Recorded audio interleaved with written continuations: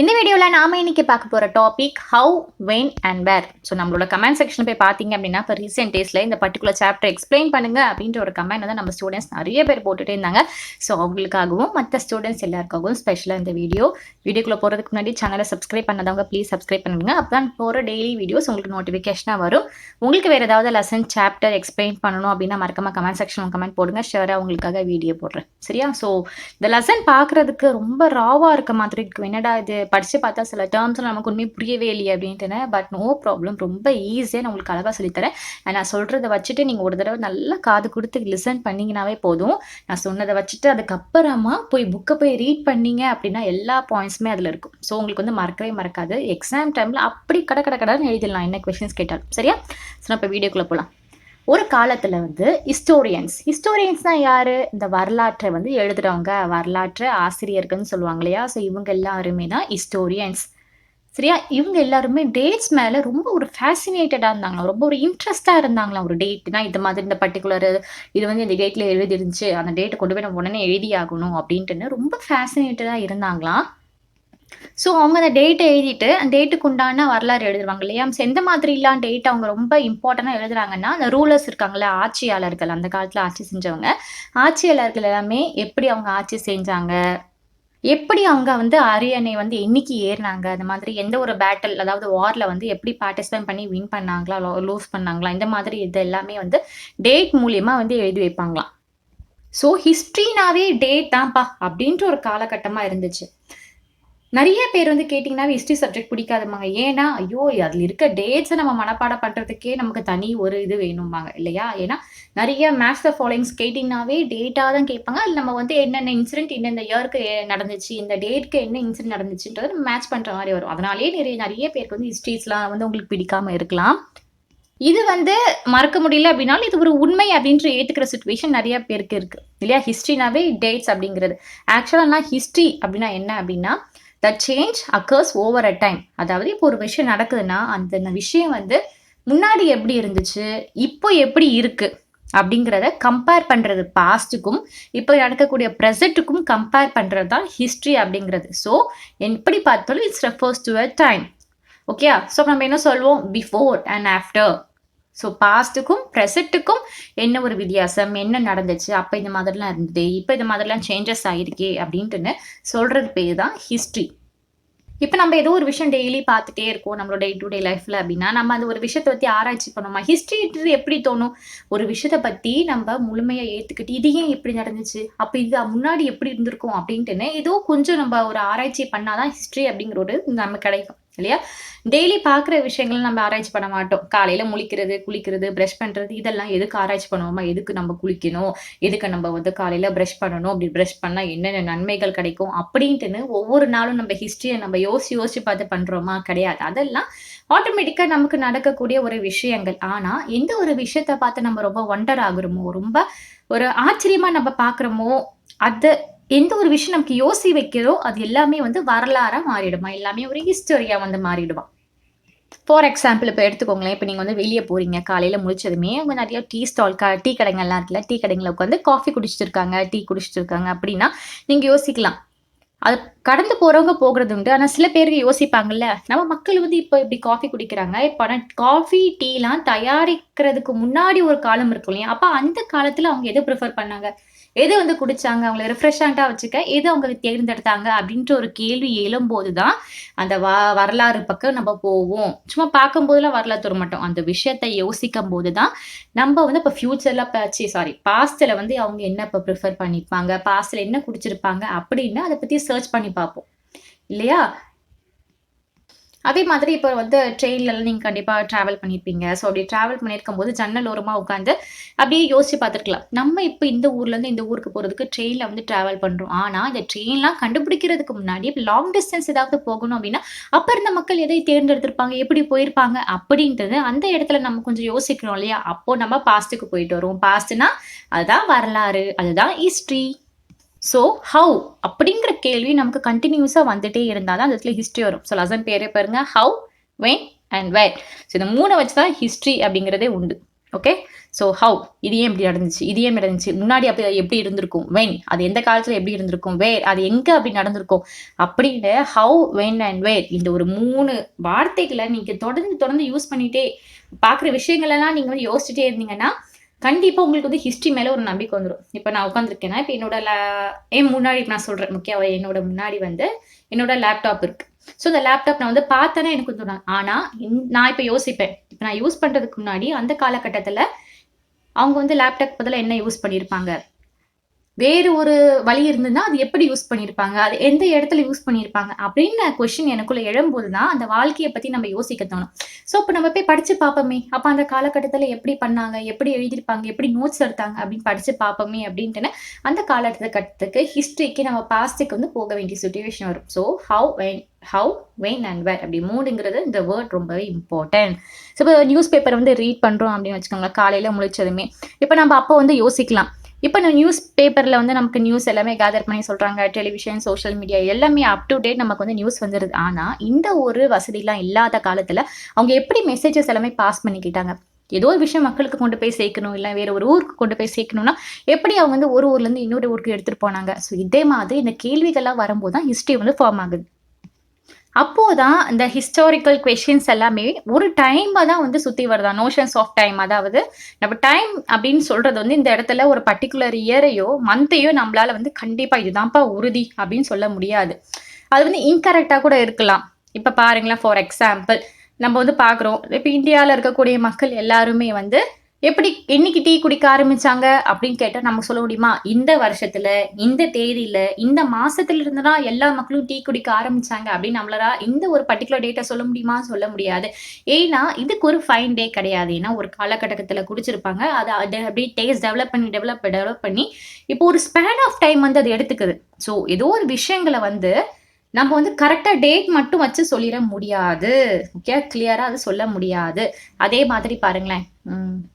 நம்ம பிரிட்டிஷ வந்து நம்மள வந்து இந்தியா வந்து ரூல் பண்ணாங்கல்ல, எஸ்டாப்ளிஷ் பண்ணதாகட்டும், அந்த நேஷனல் நேஷனல் மூவ்மெண்ட் எப்ப ஸ்டார்ட் ஆச்சு அப்படிங்கிறதெல்லாம் ஒரு பர்ட்டிகுலர் டேட் வச்சு நம்மளால வந்து சொல்ல முடியாது. இந்த டைம்க்கு தான் பிரிட்டிஷ் வந்து நம்ம நாட வந்து ஆட்சி செய்ய ஆரம்பிச்சாங்க.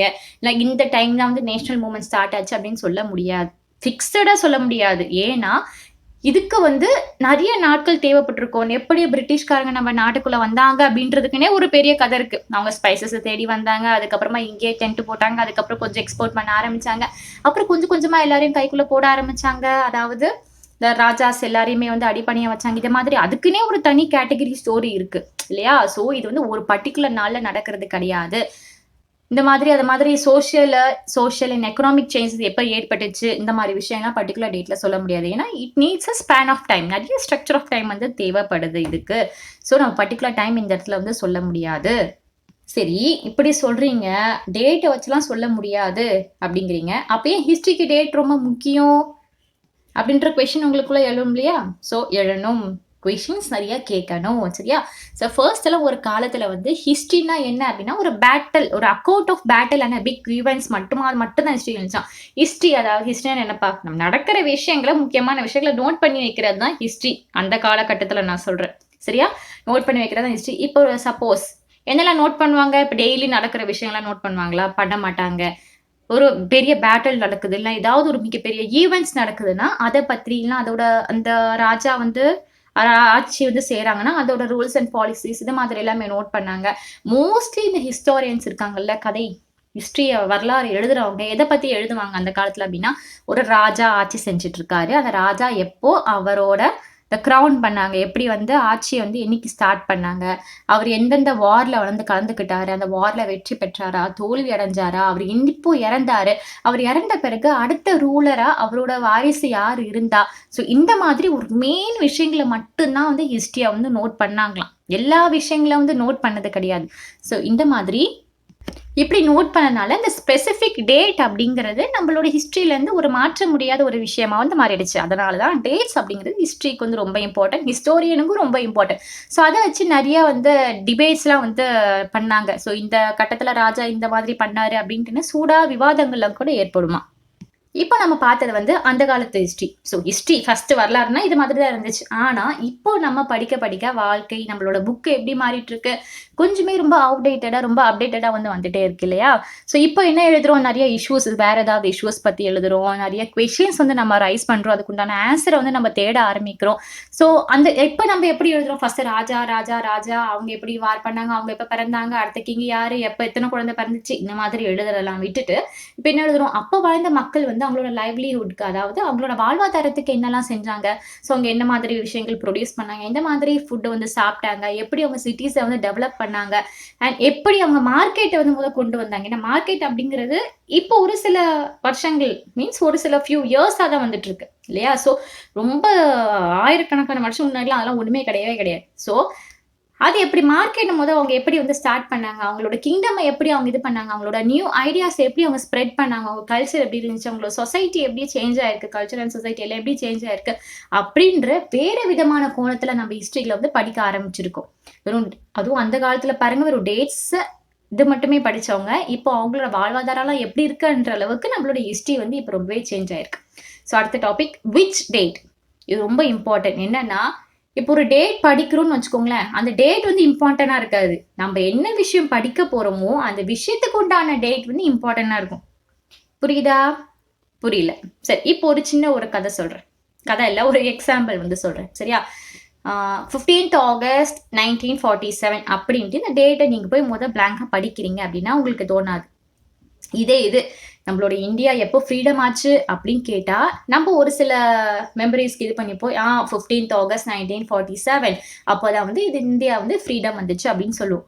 அது அப்போ என்ன, இது டேட் முக்கியம் கிடையாது, அந்த டேட்டுக்கு உண்டான காரணங்கள் என்ன, அந்த காரணத்தை வச்சுதான் அந்த டேட் வந்து முக்கியமா இல்லையா ஸ்பெசிபிக்கா சொல்லலாமா அப்படின்னு டிசைட் ஆகுது.